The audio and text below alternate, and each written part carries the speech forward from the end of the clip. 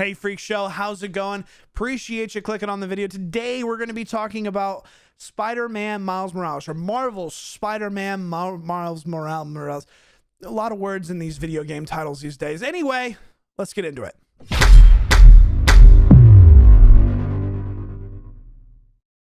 All right, guys, so Marvel's Spider-Man Miles Morales, second game in the little series saga. I don't really know how many they're going to do by Insomniac Games.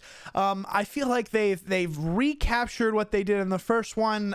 In words of IGN, they make it feel like Spider-Man, which I can't, like, what else is it going to be? But anyway, the game itself, very fun, very fluid. They've added one or two maybe new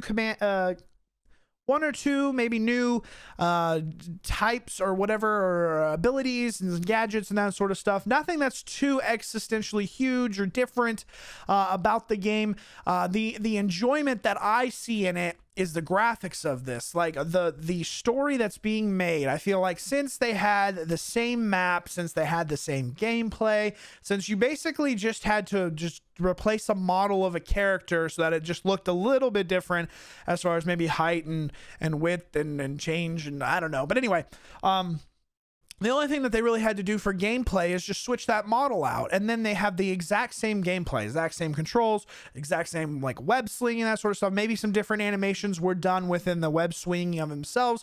You get a lot of Miles feeling from when you swing, as far as just like him looking back at the camera or flipping around or doing some sort of interesting movement that just, it portrays like a Miles Morales feel instead of a Peter Parker type feel. They did switch up the character for Peter Parker, which is kind of weird. It kind of feels a little bit off, or, you know, just because you expect to see the other guy acting as it, but then you have this new guy, and so you're kind of like, are we in the same universe? It's not really that detracting. It's just something that I personally was kind of questioning or kind of thought differently about.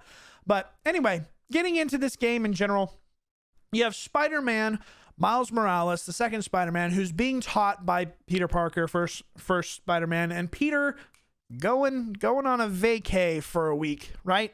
And so instead of there being two Spider-Mans that they're coinciding together, Peter's going across the sea for a little bit to do photography work, as Peter usually does, and then Miles is left to protect the city from all the nuisances and that sort of stuff.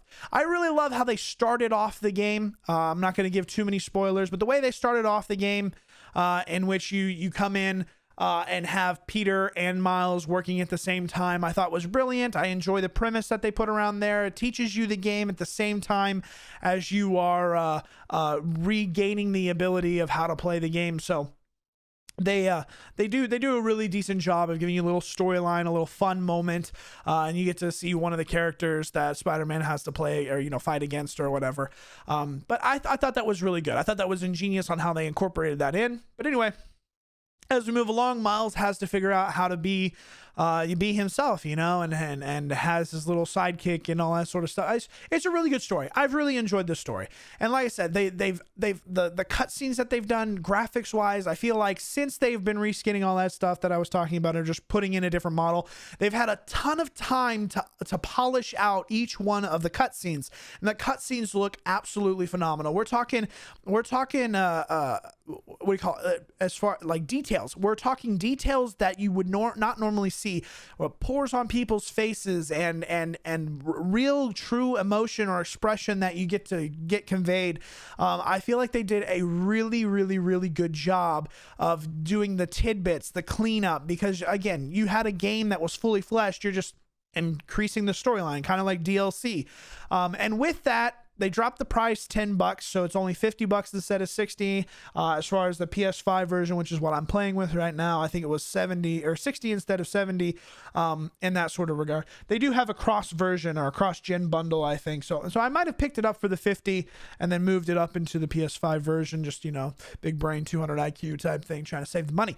But moving on, or moving back into the story. So even though the price might be a little bit low, or you get a little bit of a price break just because it's kind of the same game. They've just made a new story. I'm not sure about longevity. I'm not sure about a full review of any of that sort of stuff. I've only played about 3.5 to 4 hours or whatever.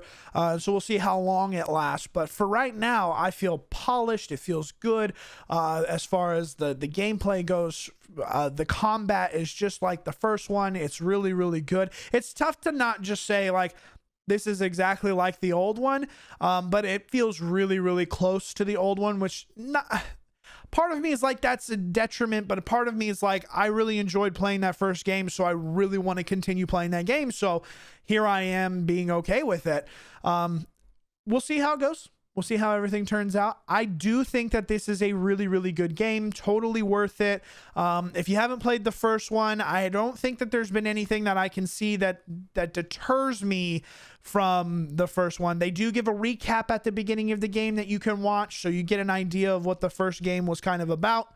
And it's got clean fluidity. I just really, really enjoy it. I really, really think that there is a good game here that people should play.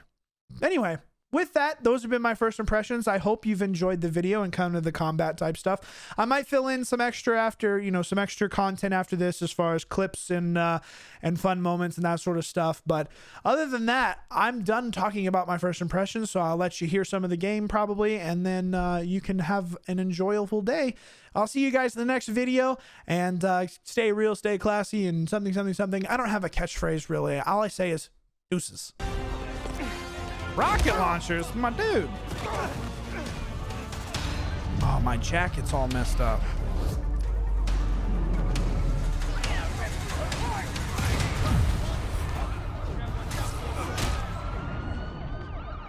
Get your hands in for the police. Maybe don't bring RPGs to the prison convoy next time. Maybe don't bring RPGs anywhere.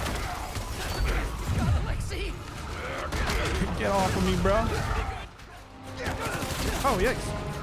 You do this all day. I'm over here getting shot too many times. Ah! Avenge you, Billy, and finisher. Build 15-time counter, getting tagged, dodging without hitting. Wait, what?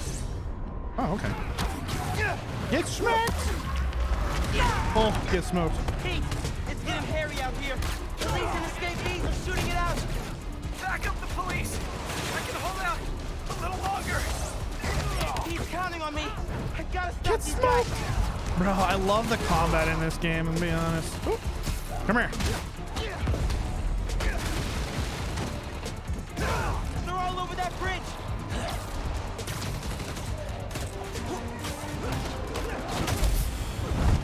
Oh, no. Ooh. Whoops. He can't lose. He never loses.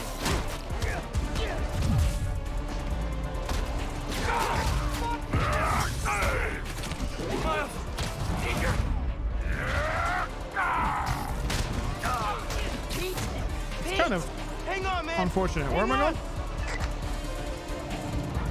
Oh, hello.